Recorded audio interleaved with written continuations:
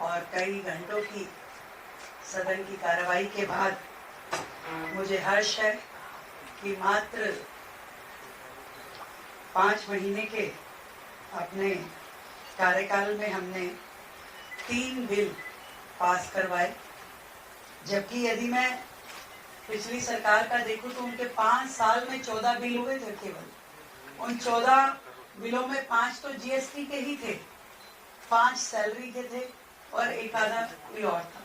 तो 14 बिल 5 साल में हुए और हमारे इस छोटे से कार्यकाल में हमने 3 बिल इसे पास करवाए। और सबसे अच्छी बात जो थी कि पूरा डेमोक्रेसी के साथ में हर सदस्य की इन्वॉल्वमेंट, हर सदस्य ने अपने विषय रखे। 280 के तहत ही हमारे पास में 171 जो थे लोगों ने अपनी बातचीत रखी, बिंदु रखे और 62 विषयों पे ये सारी चर्चा हुई। विपक्ष को पूरा मौका दिया। एजुकेशन बिल जो हमारा इसमें पास हुआ उसमें पूरी चर्चा हुई 4 दिन तक, उसके ऊपर घंटों की चर्चाएं रही।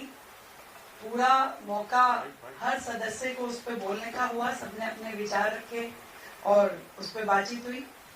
इसी तरीके से जीएसटी के भी दोनों बिल, जिसपे कि पहले कभी जीएसटी के बिलों पे चर्चा नहीं होती थी, विपक्ष ने कहा हमें चर्चा करनी है तो हमने उस पर चर्चा करने का पूरा मौका दिया।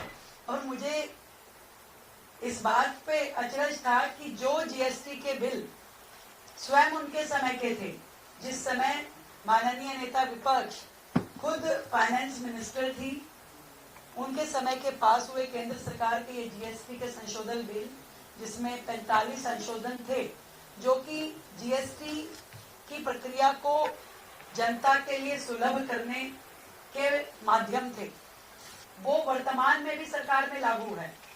उन सारे संशोधनों पे सरकार काम कर रही है, चल रहा है, उनके अकॉर्डिंगली काम चल रहा है।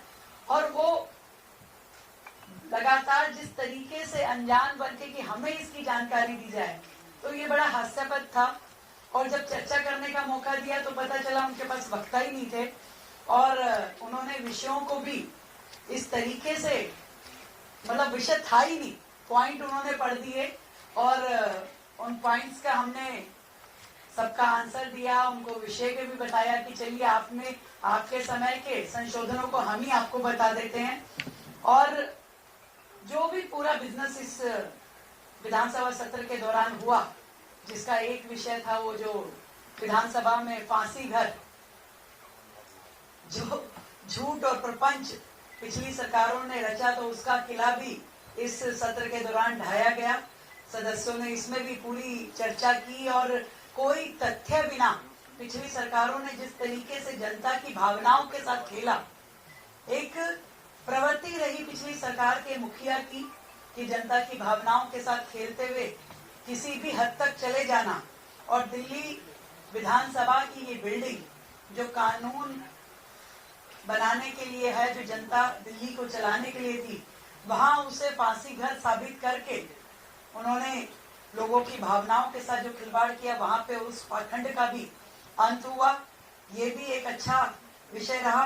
कभी भी 280 पे इस तरह की चर्चाएं पिछली सरकार के समय में नहीं होती थी। जो भारतीय जनता पार्टी की सरकार ने डेली 1 घंटा 280 पे चर्चा होना अपने आप में एक ऐसा विषय था जिसमें सभी माननीय सदस्यों ने अपने क्षेत्र की समस्याएं वहां कही और वो सारी जितने भी विषय वहां आए थे हमने विभागों को भेज दिए हैं।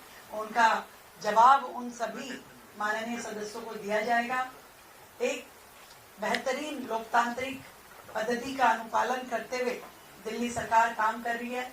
मुझे खुशी है कि शिक्षा के इतना बड़ा बिल जो वर्षों से लंबित था, उसको इस अपने पहले ही मानसून सत्र में हमने इसे पास किया और जनता को एक बड़ा सुकून इसमें मिला है। पूरी दिल्ली भर से पेरेंट्स का धन्यवाद सरकार को मिल रहा है। लगातार जनहित में अनेकों पॉलिसी रिफॉर्म सरकार कर रही है और इसी प्रकार आगे भी करती रहेगी।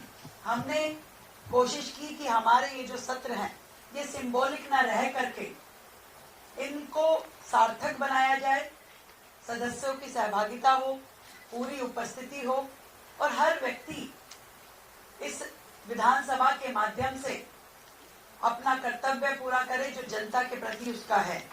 तो मैं आप सबके माध्यम से यही कहना चाहती हूँ कि ऑपरेशन सिंदूर से शुरू हुआ ये सेशन और सीएजी रिपोर्ट तक चला।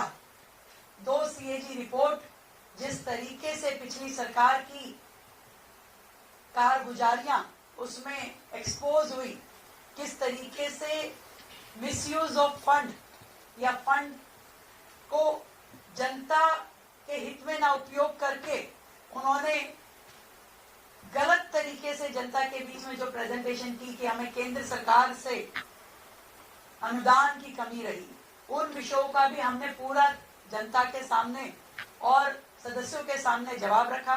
कब कब केंद्र सरकार ने कितनी कितनी फाइनेंशियल असिस्टेंस दी और दिल्ली सरकार ने उसका किस तरीके से दुरुपयोग किया।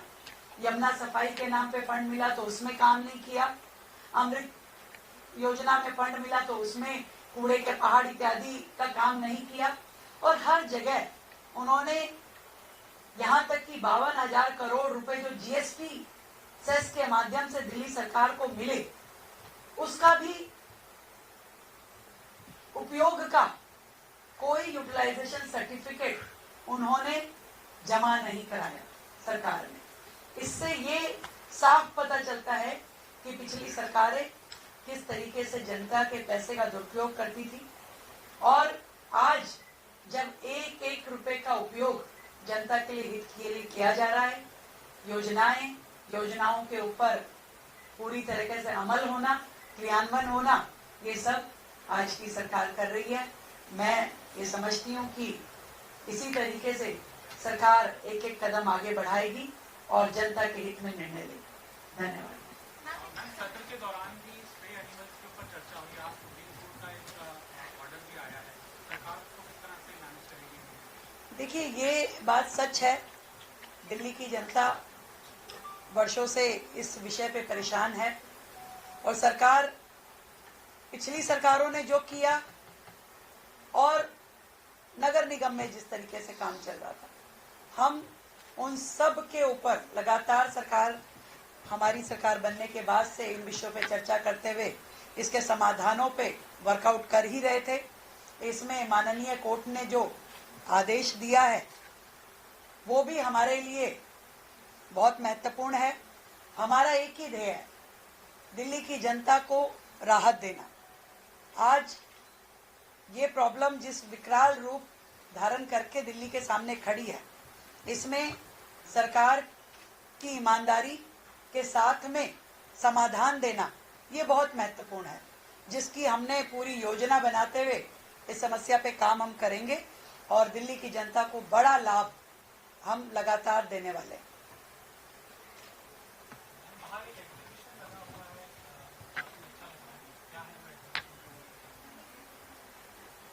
दिल्ली सरकार हर एक उत्सव को बड़े मन से मना रही है, पूरे शहर को जोड़ते हुए, हर वर्ग को जोड़ते हुए। अभी स्वतंत्रता दिवस का इतना बड़ा एक हमारा राष्ट्रीय त्योहार है। दिल्ली में वर्षों बाद भारतीय जनता पार्टी की सरकार है। हम चाहते हैं कि ये धूमधाम से राष्ट्रीय पर्व पूरी दिल्ली में मनाया जाए। हर स्कूल, हर इंस्टीट्यूशन, हर व्यक्ति इससे जुड़े।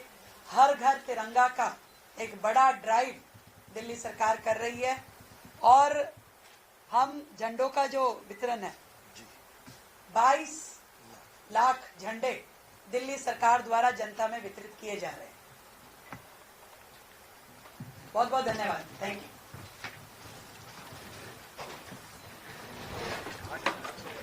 बैठ जाओ यार, बैठ जाओ भाई साहब। क्या